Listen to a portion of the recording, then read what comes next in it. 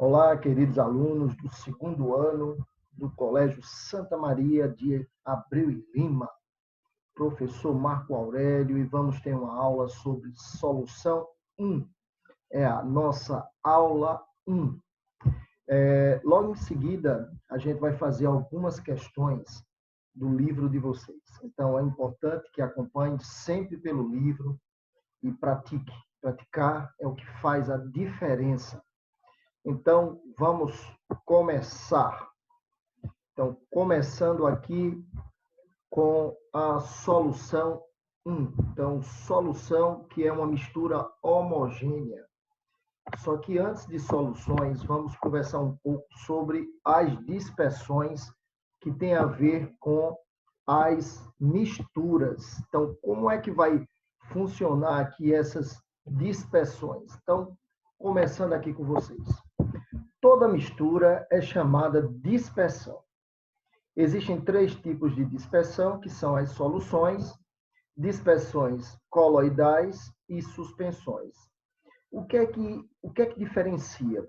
O tamanho do disperso. O disperso é aquele que vai estar em menor quantidade. E o dispersante é aquele que está em maior quantidade.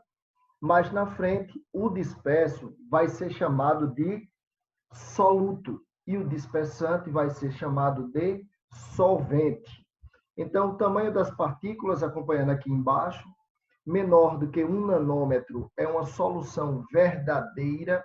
Um exemplo seria suco de laranja artificial, Tampico.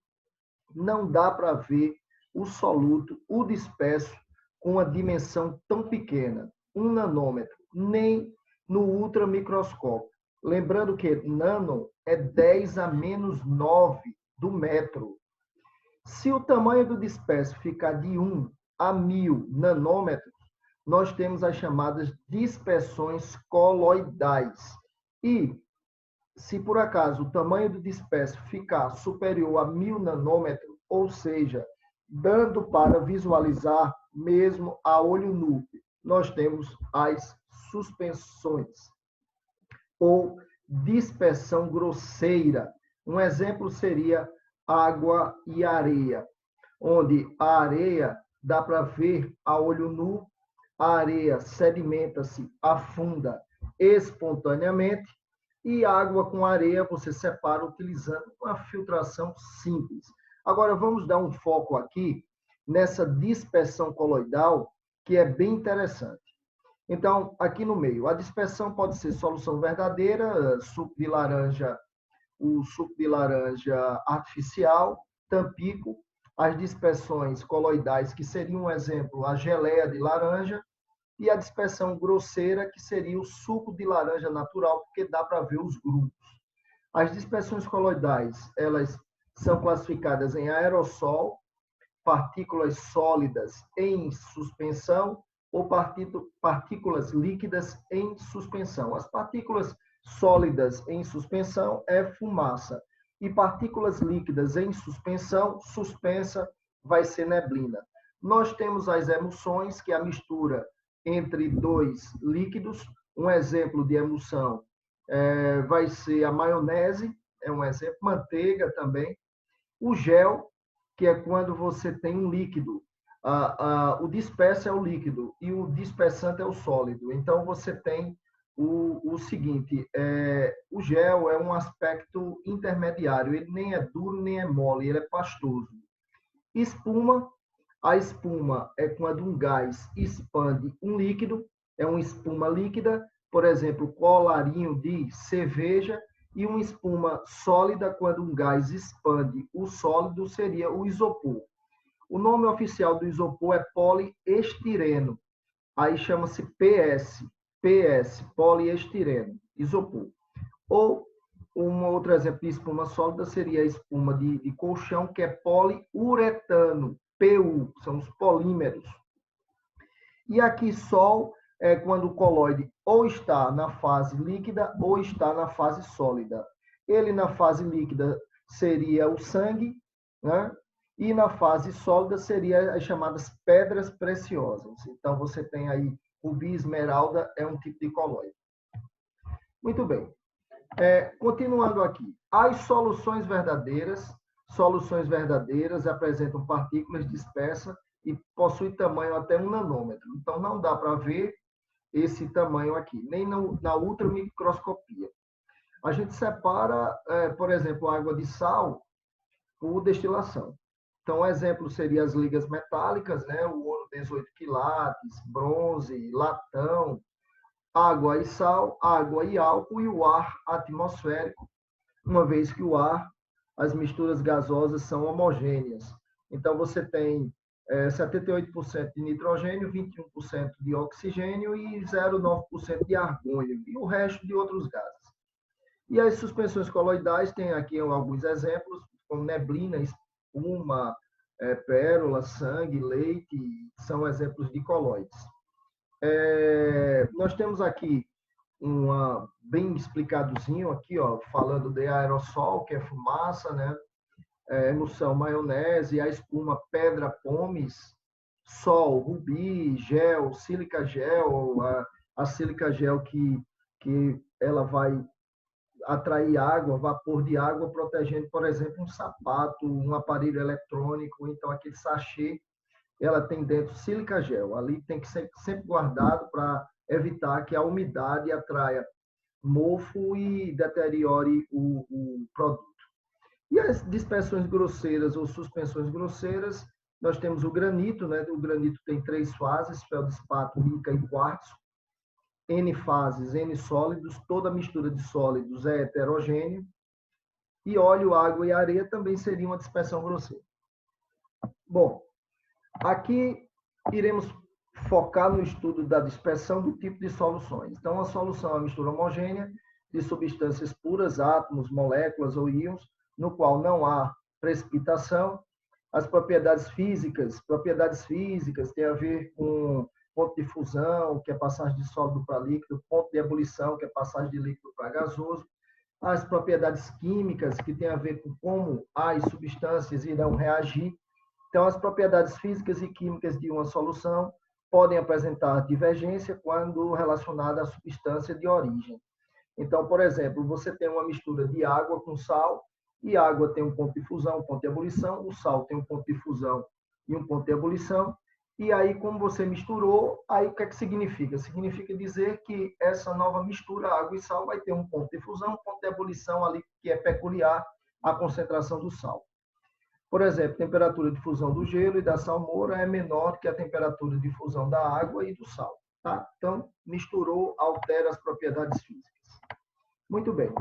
Aqui nós temos alguns exemplos de soluções que a gente fica sempre pensando que solução é água com sal e não está certo. Né? A solução pode ser solução gasosa, gás dissolvido em gás, líquido dissolvido em gás, sólido dissolvido em gás.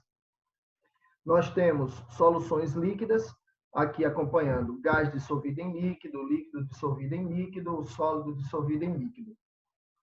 Essas soluções líquidas é que a gente estuda mais, tá?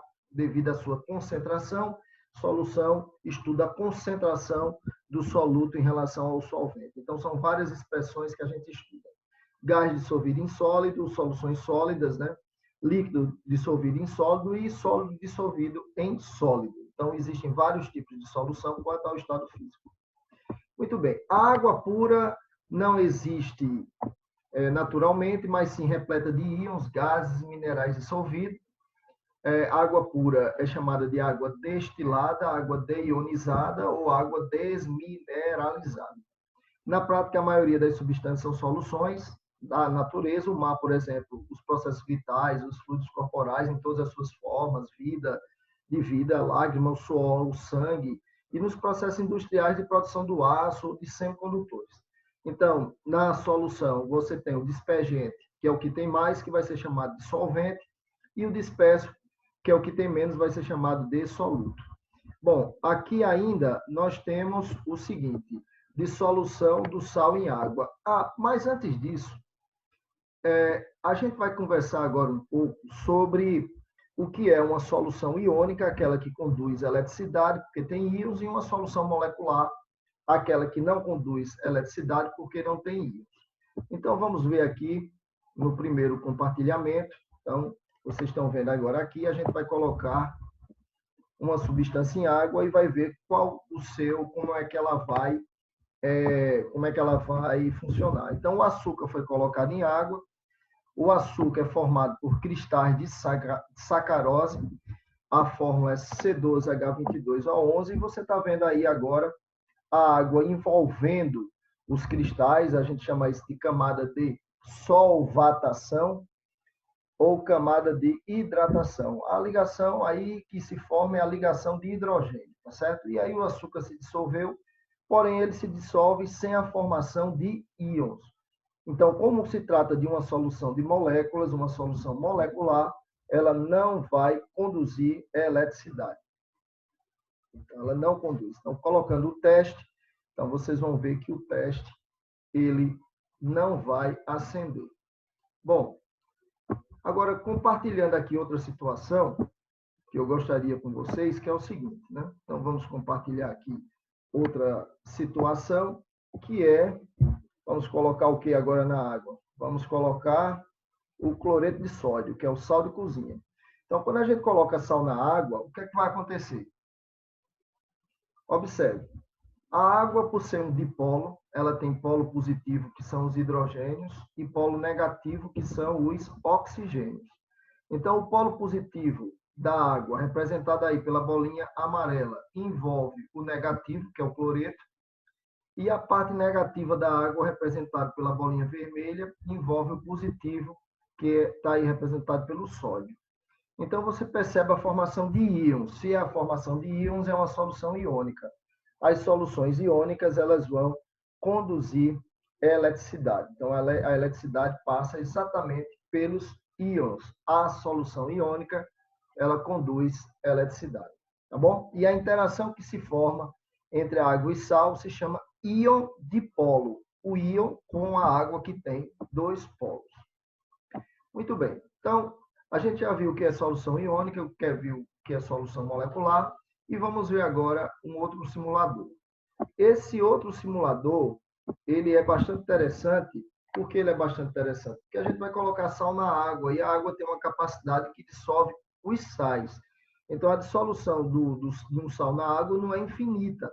E ela depende também da temperatura. Então, você vai colocando o sal na água, o cloreto de sódio, está aí a representação, e ele vai se dissolvendo, a Na+, Cl-, a gente imagina assim, Na+, Cl-, e um detalhe também interessante é que a gente pode colocar mais sal na água, essa nossa solução ainda não atingiu o limite, e ela é chamada de insaturada, que ela ainda não atingiu o coeficiente de solubilidade. Só que aí ela está saturada com corpo de fundo. Se colocar mais sal, o sal não vai dissolver-se. Então, ela já saturou. A gente poderia tirar esse corpo de fundo por filtração. Então, a solução ficaria saturada porque ela atingiu o limite de solubilidade, ou seja, o coeficiente de solubilidade nessa temperatura. Muito bem. Ou a gente poderia esquentar essa solução, mexendo essa solução, parar de esquentar, parar de mexer ao mesmo tempo.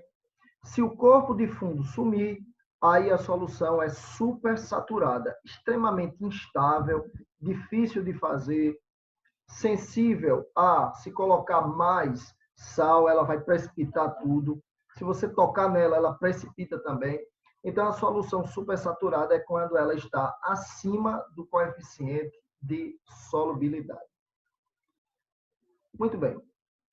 Aí, agora, a gente vai retornar aqui para o nosso slide e vamos conversar um pouco agora aqui sobre mais uma partezinha que é extremamente interessante e extremamente importante, tá certo? Então, vamos conversar aqui mais uma partezinha para a gente ver como é que vai funcionar. Então, passou muito. Deixa eu voltar aqui para vocês. Muito bem. Então, tá aqui. Vamos falar agora sobre coeficiente de solubilidade. Então, é a quantidade máxima de uma substância capaz de se dissolver em uma quantidade fixa de dissolvente em certas condições de temperatura e pressão. Em dada temperatura, podemos calcular o coeficiente de solubilidade da seguinte forma.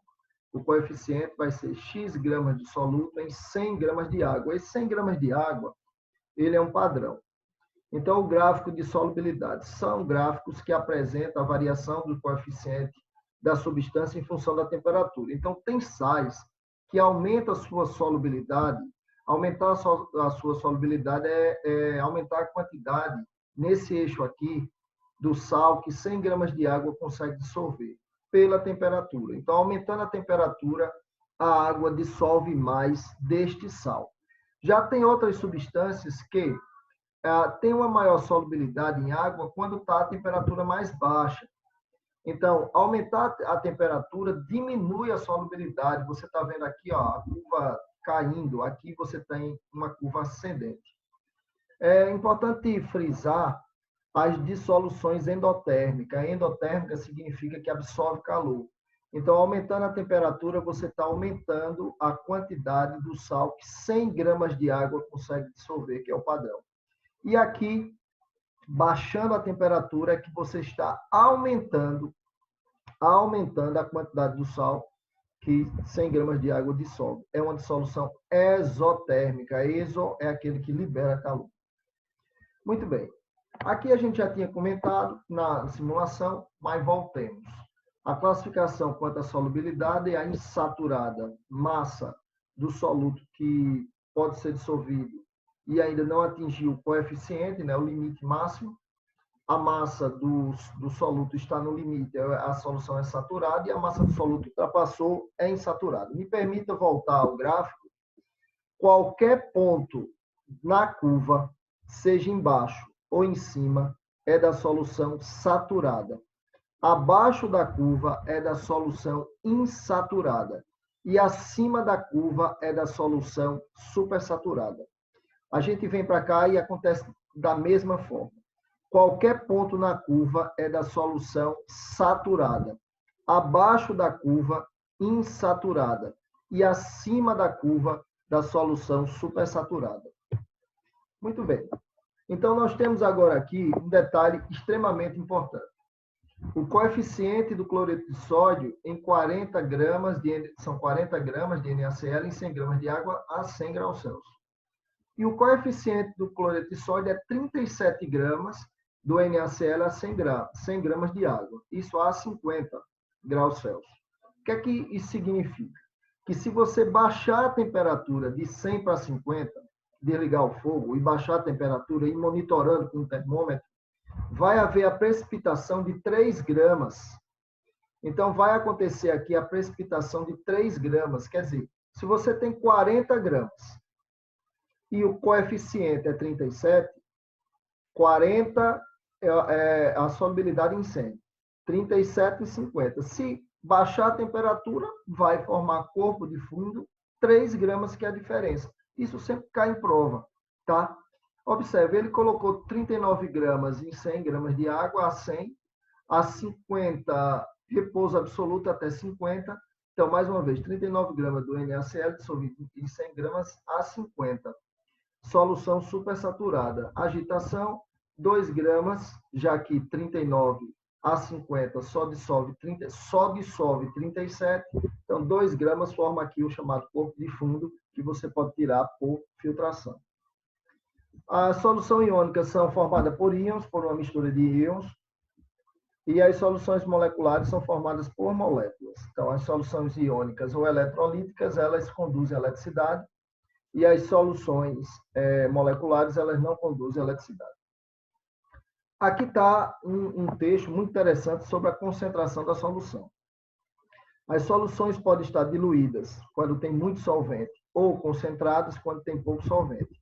E para diferenciá-lo, utilizamos os cálculos de concentração.